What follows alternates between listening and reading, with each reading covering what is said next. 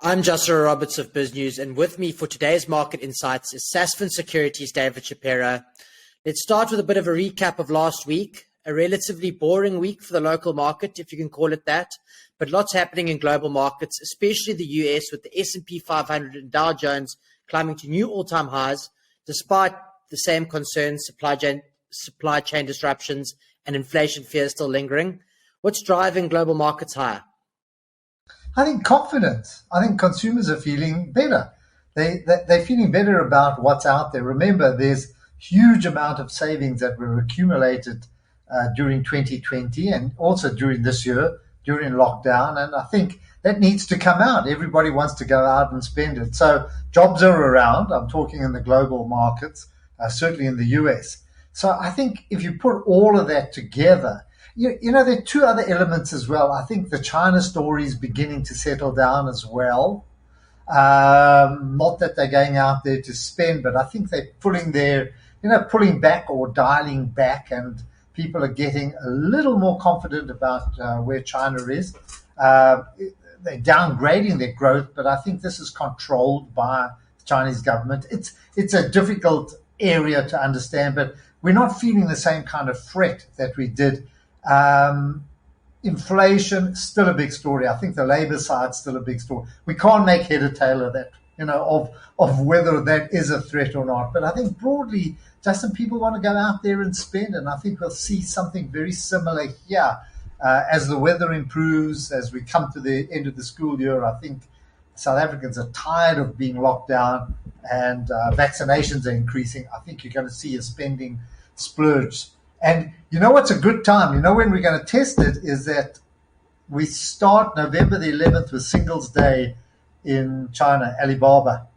And for me, that's going to be, I wouldn't say a watershed moment, but I want to see what people spend, and particularly for Alibaba. So I think overall, things are okay. Staying on the US theme, Tesla and Netflix released results last week, both better than expected. Tesla up 7% for the week, Netflix up just more than 5%. Much has been said about the lofty valuations in the tech-specific sector, which both of these companies fall into. However, they keep on making new all-time highs. What's the biggest risk to technology-centric companies at the moment? You know what worries me is what we saw from Snap, how that's going to affect advertising. And I must be honest, Justin, I can't get, once more, I'm battling through it and watching very, very carefully. Tonight we get Facebook, Amazon, Alphabet.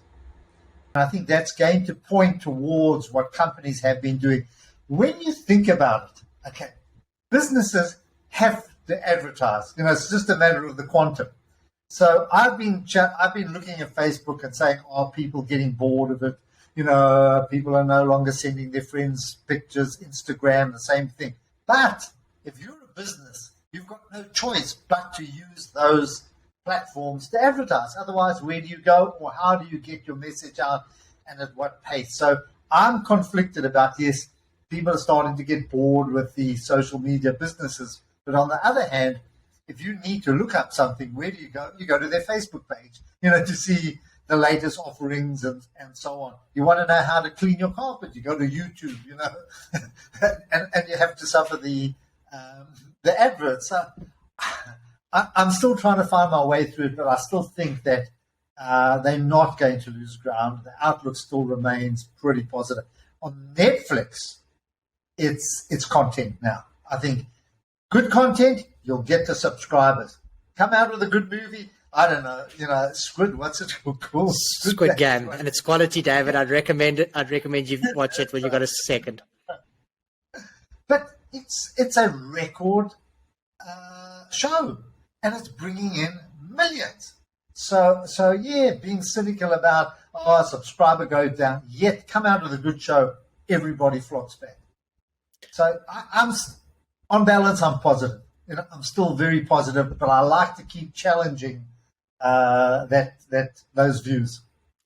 As you mentioned, David, the lion's share of the FANGs are releasing results this week: Apple, Amazon, Alphabet, Microsoft, and Facebook.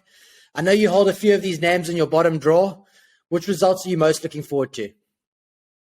Um, I'm worried about Facebook, so we love to hate him, and yet you can't do without him. This I'm talking Zuckerberg, but Amazon, Amazon and Alphabet are the ones that I'm very keen to look at. Amazon, from a point of view of cloud, of their web services, and also generally how they're faring against increasing competition, as well as Prime. Where things are tight. We've gone through so many things at the moment, especially the shortage of delivery. How's that affecting them?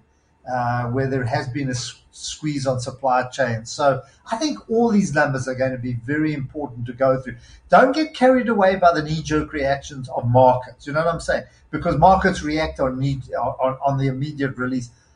Go through the results, listen to what the corporations have to say themselves. You get a much better feel from those transcripts, or even listening to the webcasts or podcasts. Taking it back to the JSE, Ascender CEO Mark Sardi has resigned after 2 painful years trying to turn the debt-laden pharma company around. This comes merely weeks after shareholders have approved a restructuring deal that will most likely see Ascender delisted from the JSE. Is this a story you've been following? I only follow it because everybody else follows it. When I look at it, it's a 500 million rand company. But I don't like to dismiss them, because I think smaller businesses give you great insights into what's happening in the economy. It's not all about big businesses. So I like to read the stories. You've got Bell, another story that's happening. There's so many little influences on the market, and when you read through them, you get an insight into why is Bell delisting.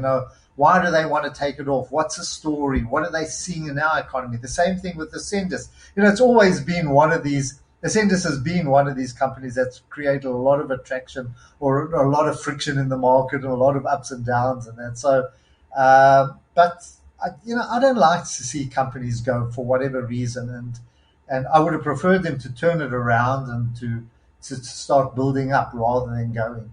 Just think of what we're seeing, Long for Life, the same kind of stories, all happening around us. And I would prefer that they stayed on the market and continued. How do the owners at Bell, how do they think there's a realistic chance of the company being delisted with an offer of a 40% discount?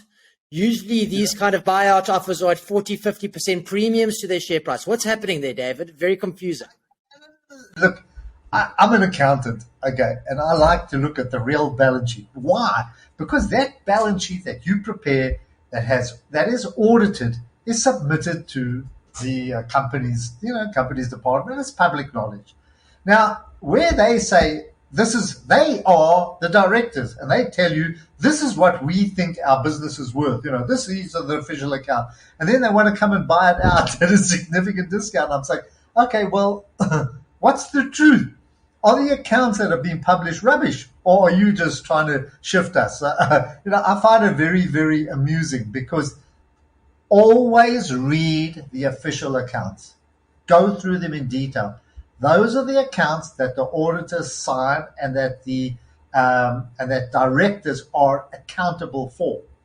So don't ignore them. Don't ignore what the market.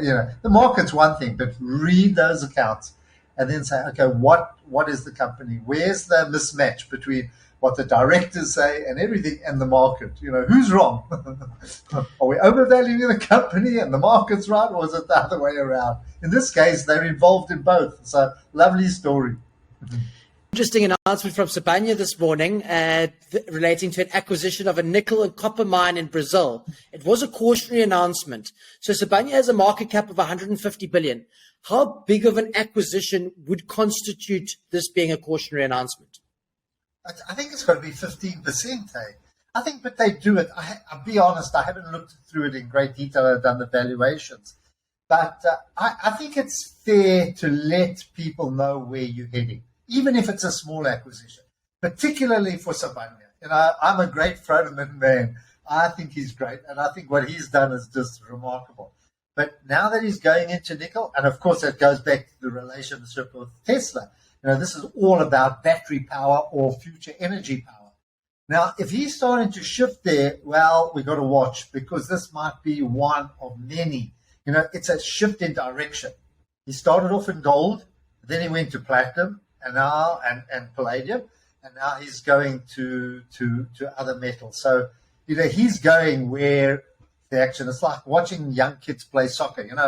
When you watch a 6-year-old play soccer, they all rush to where the ball is. And I love that. So let's watch it. But I think let's see what else he can do, because that's his attraction and appeal. They'll throw him in. Lastly, David, inflation seems to be the primary driver or the main concern in the markets at the moment. What is your chosen inflation hedge? Is it gold or Bitcoin or a sector such as energy? No, for me, it's businesses. I think that I like growth businesses, because that's the only way to overcome inflation. If inflation's going to come, sorry, Justin, you just got to work harder and get more money, because it's hard to hedge. That to me is the only way you can do. You say, well, if the petrol price is going up, I've got to go and just work a little bit harder, increase my productivity to overcome it. And that's why I like growth businesses, because from my point of view, that's and those unconnected.